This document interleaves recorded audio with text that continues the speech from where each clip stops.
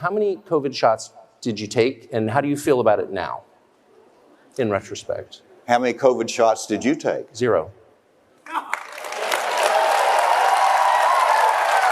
But I think it's fair, and I can see that you recoiled when I asked you that question. And I don't think, honestly, you should be asking people about their medical care, but that became a matter of public policy. And I do think that the whole country ought to pause and assess, like, what did we just go through? How do we feel about it now? And so it's a very straightforward question. 81 million votes. 15 million more than Barack Obama. Twice the population of New York City more than Barack Obama. What do you think of that? In terms of Biden? Yeah. 81 million votes. They are saying that Joe Biden got 81 million votes. And my question is, do you accept that? And second, how do you think he did that? So I have to ask you, since you were a witness to, and in some unintentional way, a participant in one of the most widely covered events in American history, January 6th, what was that? Do you think that was an insurrection? What are the big issues on which you disagree with your donors? A lot of the people who are pushing censorship, in fact, I would say almost all of them in both parties, particularly the Democratic Party, claim they're doing so in order to protect democracy. But how can you have a democracy with censorship? What is the goal, do you think, in Ukraine? When do we know we've achieved it? They will not define it. And what do you think it should be? If you have a child who says, who's born a boy, I want to become a girl, he hasn't gone through puberty yet, he's, say, 10. Is it treatment to prevent him from going through the natural process of adolescence? How is that treatment? It seems not like treatment. It seems like something else. Well, you have to, Tucker, I hope that we'll be able to talk about some issues. I know that. Well, this is one of the biggest issues in the country, and I think every person in this room would agree that it is a central issue, because these are children who are being altered permanently, and you can defend that alteration, that change, if you like, but there's really no debate about whether or not it's permanent. And so I think it's fair to ask you in a calm, rational, and I very much hope polite way, why you would support that. No, but you said that children should be able to choose their gender, and their parents should be able to affirm that, and the state has no role in getting involved. So how is that different? You're saying that a child shouldn't be able to choose a bathroom, but he can choose his sex? I don't understand. Let me finish what I said. Let me finish. Oh, I hope you will. If you don't mind. Well, please do. And I will stop with this, but you have repeatedly described delaying a child's natural progression from childhood to adulthood through adolescence. You described that as, quote, treatment. And so that raises clearly you've answered the question. You believe it's treatment. You believe, I suppose, that people can change their sex. Because if you don't believe that, you wouldn't call it treatment, would you? Why do you think the people who swarmed the Capitol on January 6th were mad? And why haven't we talked about that? They were American citizens. Most of them didn't commit acts of violence, and they were really mad. And they were mad because they thought the election was unfair. Right. And I wonder why more time hasn't been spent by either party reassuring Americans that our elections are real, that all votes are counted, that the electronic voting machines, which no one seemed to trust 10 years ago, now are infallible, why mail-in voting is a good thing. Like, why doesn't anybody try to reassure the public that the mechanics of voting are legit? And are they? Do you think the last election was fair? 10 years ago, Democrats said, look, electronic voting machines can never be secure. And of course, that's obviously true. Anything electronic can be subverted. Real countries don't use electronic voting machines. Are you confident that a country with electronic voting machines, ours, can have an election that you're participating in that everyone can trust? In point of fact, no state, including ones with Republican governors, has really done anything about election integrity. They have not restored elections to what they were in, say, 1992, where you have paper ballots, you have voting on the day of the election, and you have voter ID. Like, these are super simple, but no one's done it. Why? I don't think anyone would say Joe Biden was a great candidate. No. Didn't campaign. He didn't campaign at all. He was not a figure who commanded respect among Democrats. They made fun of him. I'm not attacking the guy, but that's true. Right. Nobody in Washington said, I want my kid to grow up to be Joe Biden. And yet, at the end, he's got 81 million votes. 15 million more than Barack Obama, who, whatever you think of him, was a very talented politician, and I think smart. So, like, how did he do that? The censorship regime in place during the last presidential election, and by the way, I think it remains in place, in the federal agencies, telling information providers, the social media companies, what they can and cannot run. No one's been held accountable. Meanwhile, Julian Assange is still in prison thanks to our efforts. Would you pardon him, and would you hold those people who are violating the First Amendment accountable? The US government reads the private communications of American citizens by the tens of millions without a warrant. And everyone knows this, it's been revealed, they've admitted it, and no one has moved to stop it. Do you think that there's a good reason to allow this? One of the things that we've learned in the almost 3 years since the last election is that various government agencies, intel agencies, law enforcement, FBI, CIA, NSA, were involved in shaping public opinion about the last election. They interfered with our election. And that suggests to a lot of people that maybe those agencies have too much unchecked power. You've worked in government, what do you think? So you and the vice president too, but you're the only elected leaders in an executive branch that's the largest human organization in history. Millions of people, okay, work for you. And a lot of them just hate you because they're all partisan Democrats. And they work to subvert you from day one. And again, we've just seen this at scale. What do you do about that? Like, what do you do about the FBI or the CIA or agencies that are heavily armed and have intel capacities that you don't have, and like they're vast? How do you manage that? If they're still classifying the JFK assassination docs 60 years later, they're just mocking us, aren't they? So I was just in Eastern Europe, much poorer than the United States. But one thing you notice in the cities I have visited there is that there aren't a lot of, really any, drug addicts living on the streets, ODing on the streets. The so-called homeless problem, which is a huge feature of life in this country, doesn't kind of exist or seem to exist there. What do you think of the fact that we've got hundreds of thousands of people living on the streets and dying there? What should we do about it specifically? There's never been a higher percentage of Americans on prescribed psychiatric drugs, benzodiazepines and amphetamines. It's the highest it's ever been, and SSRIs. And the suicide rate keeps going up. Mm-hmm. So is there a point at which we say this isn't working, this treatment that we're offering? We don't know whose cocaine it was in the White House. I mean, what's your guess on that?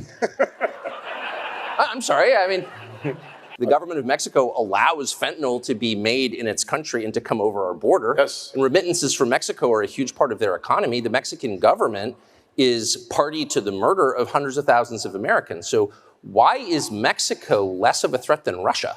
Do you think, and would you as president use the US military to seal our southern border? But why wouldn't you just create a human wall of American military personnel and just kind of fix the problem immediately? We could afford to do that. We don't want to do that for some reason. What am I missing? It's the carnage in the United States that I think most Americans are worried about. So you just described Mexico as a friendly country, and we need to help Mexico get the drug cartels under control because they're killing people in Mexico, but they're also killing hundreds of thousands of people here, and nobody seems to care. So we can argue about, what the policy solutions are, but it's the emphasis that I think is very striking to a lot of voters. Like, where's the outrage? 100,000 people die of poison sent through Mexico, and we call them a friendly country? I don't understand. I wonder what you do with the millions of foreign nationals here illegally, many with fake papers, who are here. Like, what do you do with them? You become president. Yes. Sworn in January 2025, and you've got, let's say, 7 million people who've come in the last 4 years. What do you do with them? Do you deport them? Wait a second, the federal government's knows where everyone is because everyone has a smartphone and they're tracking you. Yes. So we know anyone using a fake social security number, why not just drop them off in Tijuana, bye-bye. Well, and I see half the Midwest down in Southwest Florida during the winter months. And that's a good thing. But when you see half of New Jersey down there, does that make you worry? Speaking of energy in the military, who blew up the Nord Stream pipeline? I mean, I don't know. I'm not claiming you did it. No. I'm just kidding. No, I don't know. That's what I'm saying. Do you know who did it? Seems pretty obvious. It was backed by the Biden administration, I would say. I think all the evidence suggests that, but I wasn't there. But that seems like a huge step. This is the largest industrial sabotage in history, sent more carbon into the atmosphere than any act ever. And there's weirdly no curiosity about who did it. And I think that's strange. You recently met with Zelensky, according to news reports. And I'm wondering if during that meeting, as a prominent Christian leader, which you are in addition to your political views, you broached the question of his treatment of Christians within Ukraine. The Zelensky government has raided convents, arrested priests, has effectively banned a denomination, a Christian denomination, the Ukrainian Orthodox Church within Ukraine, has persecuted Christians. And I wonder if you raised that with him. I would think you would have greater concern for religious liberty in Ukraine. And I'm surprised by your I told you I raised the issue of religious No, liberty. you spoke to one person who's clearly on one spoke to side one of it. And there are many, many news reports that are not disputed by anybody that many clergy have been arrested in Ukraine. And I'm merely saying, I may not agree with their views. I'm not Russian Orthodox, but you can't arrest clergy for having different views, period. I'm sorry, Mr. Vice President, have you, I know you're running for president. You are distressed that the Ukrainians don't have enough American tanks. Every city in the United States has become much worse over the past 3 years. Yeah. Drive around. There's not one city that's gotten better in the United States. Right. And it's visible. Our economy has degraded. The suicide rate has jumped. Public filth and disorder and crime have exponentially increased. Right. And yet, your concern is that the Ukrainians, a country most people can't find on a map, who've received tens of billions of US tax dollars, don't have enough tanks. Right. I think it's a fair question to ask, like, where's the concern for the United States in that? Well, it's not my concern. Tucker, I've heard that routine from you before, but that's not my concern. Since you are a younger person and spend time with them, we saw yesterday that a group of reservists has been called up to Europe, apparently, to prepare for war with Russia. Of people in the age cohort who might plausibly be called up to do that, what's the response? So why not force a peace? How would you do that? Well, you could tell Ukraine, and they are a client state of the United States, without American backing, there's kind of no Ukraine. We're literally paying the salaries of their bureaucrats. We want you to sit down, as they tried to do, but were stopped by our government, and stop this war. Yeah. And reach a peace as one does, where both sides, concede some of their interests. Like, why wouldn't that be in our interest to do that? As president, you'd be in charge pretty much single-handedly of America's foreign policy. So with that in mind, I have to ask you about Ukraine. So in the spring, you described the war in Ukraine as a, quote, territorial dispute. You issued a statement saying it was a territorial dispute that was not central to America's national interest. There was an outcry over this, and then pretty soon after you seemed to change your view and describe Putin as a war criminal and say that it was central to America's foreign policy. Why did you change, and where are you now? But you're coming from a completely different world. It's not like you were mayor, state legislator. You're coming from business and technology and biotech. So what have you learned? Like, how have your views changed since you immersed yourself in crowds of voters and started listening to people? I watch media coverage and everything's about race. And America is divided by race. That's America's original sin. It's the thing that cleaves us as a country. You didn't mention that. So why do they keep telling me that? Do you think climate change is driven by human activity? There are really two questions. One is the climate changing? And I guess we can measure its temperature around the globe over a period of years. But the deeper question is why? We had glaciers 10,000 years ago. The climate has always changed dramatically since the formation of the Earth. So do you think humans are causing this change?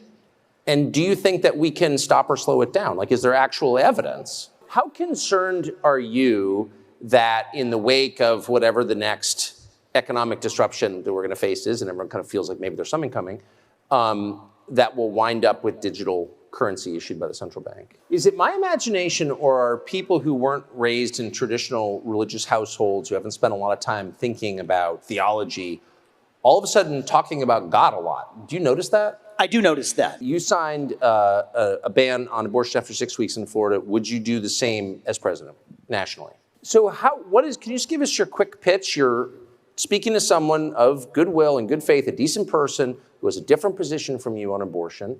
How do you bring them to your position? What do you say? It's just that a lot of Republican primary voters have gotten kind of cynical because the Republican Party doesn't care what they think, obviously. Yeah. And you just look at the polling, what Republican primary voters think, what is the Republican Congress doing? Like, there's no overlap between the two at all, okay? So over time, people get a little bit cynical and they think, but you're in it, so you would know that maybe donors are kind of driving the agenda and not voters. Yeah. Well, and I lived in DC my whole life, and that's totally true, and you know it too. So are there cases, can you just name one, where the donors have come to you and said, I really like you, but this is the issue I really care about, where you said, I actually just disagree with you?